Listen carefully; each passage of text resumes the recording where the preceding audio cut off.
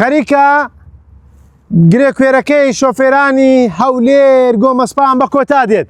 من ئێستا لەسەر پرۆژەی کەس نەزان گۆمەسپانم کە لە ماوەی ڕابردوو لەلایەن حکوومەتی هەرێمی کوردستان بەردی بناغی دانرا و درێژی پرۆژەکە 15 کیلۆمەترە.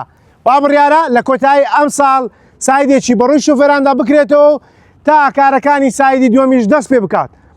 من ئێستا لە بەردەم هەورازە نەفتم. هەورازە نەفتە ئەو شوێنەی ببووە گرێکوێرەی بەردەم شۆفێران کە بەردەوام لێرە هاتوچۆیان دەکرد.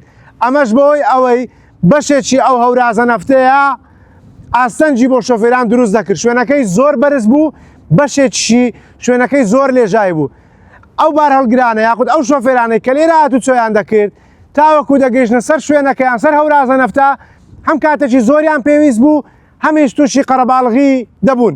من قسەم لەگەڵ ئەندازیارانی پرۆژەکە کردووە، ئەوان باس لەوە دەکەن کە ئەو شوێنەی پێ دەڵێن هەورازە نەفتە بە قوڵایی 30 مەتر بردراوە.